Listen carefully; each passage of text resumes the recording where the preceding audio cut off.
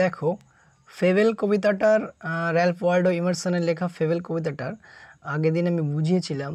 তো আজকে আমরা এই কবিতাটার এক্সারসাইজগুলো করব।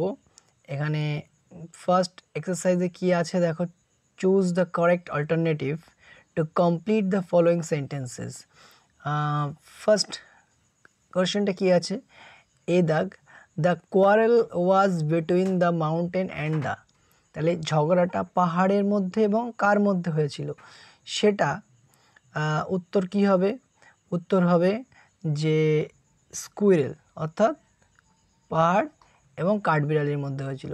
ঠিক আছে, তারপর নেক্সট কোশ্চেন কি আছে, বলছে Bun has no doubt that the mountain is, যে বার্নের কোনো ডাউট নেই যে পাহাড় হচ্ছে অনেক বড়, তাই তো, তাহলে কী হবে, মাউন্টেন ইজ বিগ। তারপর বলছে unlike a mountain the squirrel can crack a, কী হবে উত্তর, নাট।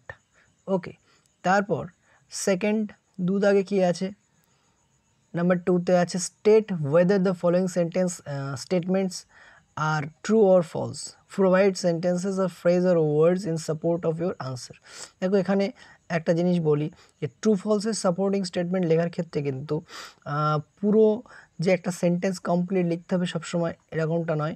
আমরা একটা সেন্টেন্স দিতে পারি, কোনো ফ্রেজ যদি দিলে সেই সেন্টেন্সটা সাপোর্টিং স্টেটমেন্ট হয় তাহলে সেটাও দিতে পারি, বা কিছু ওয়ার্ডস আমরা সেগুলোও দিতে পারি সাপোর্টিং স্টেটমেন্ট হিসেবে। এখানে বলেই দেওয়া আছে, এটা কিন্তু কমপ্লিট সেন্টেন্স সবসময় লিখতে হবে, এরকমটা নয়।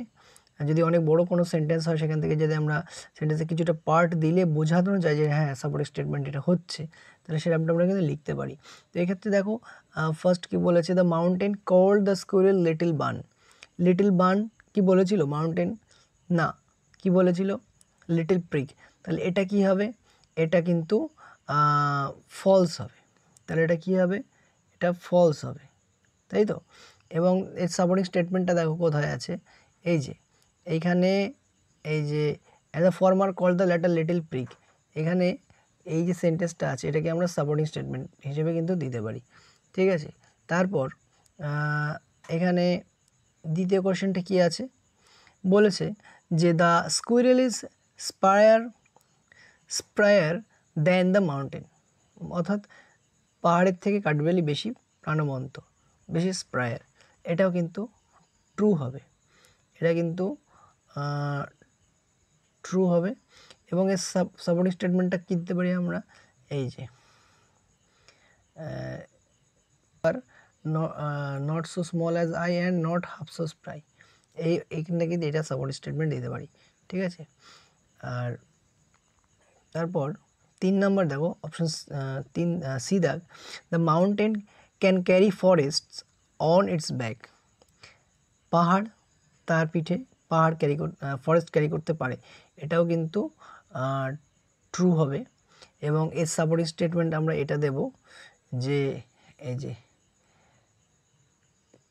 If I can not carry forest on my back, if I can not carry forest on my back, এটা দিলেই বোঝা যাচ্ছে যে যদি আমি ফরেস্ট ক্যারি করতে না পারি, তার মানে কাঠবিড়ালি বলছে যদি আমি ফরেস্ট ক্যারি করতে না পারি, অর্থাৎ কাঠবিড়ালি ফরেস্ট ক্যারি করতে পারে, দ্যাট মিনস পাহাড় ফরেস্ট ক্যারি করতে পারে। Neither you can crack a nut, এই লাইনটা আমরা দিতে পারি, দুটো লাইন। ওকে, এইটা থার্ড ট্রু ফলসের সাপোর্টিং স্টেটমেন্ট হিসেবে দিতে পারি। সিধা গেল, এবার আনসারগুলো দেখো, who had a quarrel with the squirrel, কাঠবিড়ালির সাথে কার ঝগড়া হয়েছিল, এখানে আমরা লিখতে পারি যে mountain had a quarrel, the mountain had a quarrel with the squirrel. Simple, ছোট্ট একটা প্রশ্ন উত্তর, এর থেকে বেশি কিছু লেখার দরকার নেই। The mountain had a quarrel with the squirrel লিখলেই হবে। সেকেন্ড এ গেল, এবার বি কী বলেছে দেখো, যে what is not a disgrace to the squirrel, স্কুইরেলের কাছে কোন বিষয়টা ডিসগ্রেস নয়, তাহলে আমরা এই ক্ষেত্রে এই লাইনটা লিখতে পারি যে এখানে আছে যে এখানে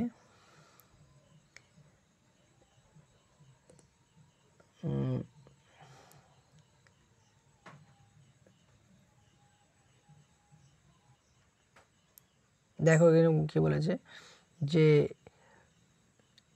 I think it no disgrace to occupy my place. তাই এইটাকে, এই সেন্টেন্সটাকে কিন্তু আমাদেরকে গুছিয়ে লিখতে হবে যে what is not a disgrace to the squirrel, it is not a disgrace to the squirrel to occupy his place. It is not a disgrace to the squirrel to occupy his place. C question কি বলেছে, what is it that the squirrel does not deny.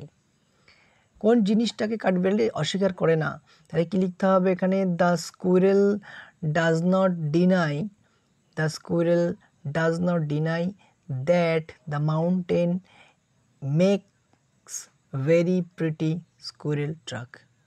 এই যে এই লাইনটা, যে I will not deny, I will not deny you make a very pretty squirrel track. এখানে I মানে squirrel, তাহলে squirrel does not deny that the mountain, আমাকে বাক্যটাকে তৈরি করতে হবে। দ্যাট ইউ মানে mountain, that the mountain third person singular number makes লিখতে হবে, দ্যাট দ্য মাউন্টেন মেক্স, যেহেতু পুরো প্রশ্নটা প্রেজেন্ট টেন্সে আছে, তো makes a very pretty squirrel track. ব্যাস এইটুকু লিখলে আমাদের কিন্তু থার্ডের উত্তরটা হয়ে যাবে। ঠিক আছে, 3 নম্বর কোশ্চেনের উত্তর কমপ্লিট হয়ে যাবে। 4-এ কি আছে, গ্রামার। ফার্স্ট আছে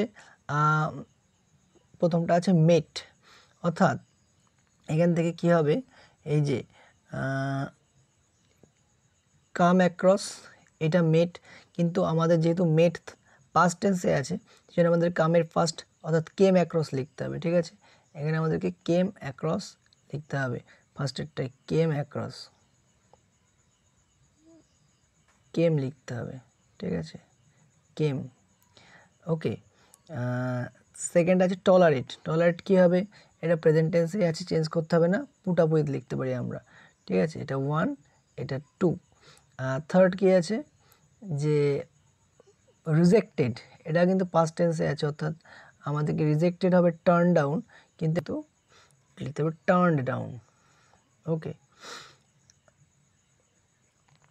এবার আছে 5 নম্বরে কি আছে, ভয়েস চেঞ্জ। প্রথম বলেছি লক দ্য ডোর। এটা ইম্পারেটিভ সেন্টেন্স, এবং ইম্পারেটিভ সেন্টেন্স আমরা দুরকমভাবে করতে পারি। এখানে যেহেতু অবজেক্ট আছে দ্য ডোর, সেক্ষেত্রে আমরা লেট দিয়ে করব, let the door be locked. ঠিক আছে, let the door be locked. Option B আছে Asim knows the solution to this problem. তাহলে অবজেক্ট আমরা কি করব, the solution to this problem, এটা আমাদের অবজেক্ট হবে এই পার্টটা। The solution to this problem এটা অবজেক্ট। তো the solution to this problem is, যেহেতু প্রেজেন্ট ইনডিফিনিট টেন্স, লিখবো the solution to this problem is known to Asim. No verb থাকলে আমরা কিন্তু বাই লিখবো না, টু লিখবো। ঠিক আছে, known to Asim. Okay, option C দাগ, I had written a letter. এটা এখানে অবজেক্ট কি আছে, এ লেটার, এটাকে আমরা লিখবো যে এটা তো a letter object, a letter had been written by me. Okay, letter had been written by me. Complete grammar, দুটো রাইটিং আছে এখানে, এটা রাইটিং দুটো আমরা করলে আমাদের কিন্তু এই পুরো ফেভারিট কবিতাটার টোটাল কোয়েশ্চেন কমপ্লিট হয়ে যাবে। তো আমাদের গ্রামার পর্যন্ত কমপ্লিট হয়ে গেল, রাইটিংগুলো আলাদা করে করতে হবে, হলে আমাদের টেক্সটটা পুরো কমপ্লিট হয়ে যাবে।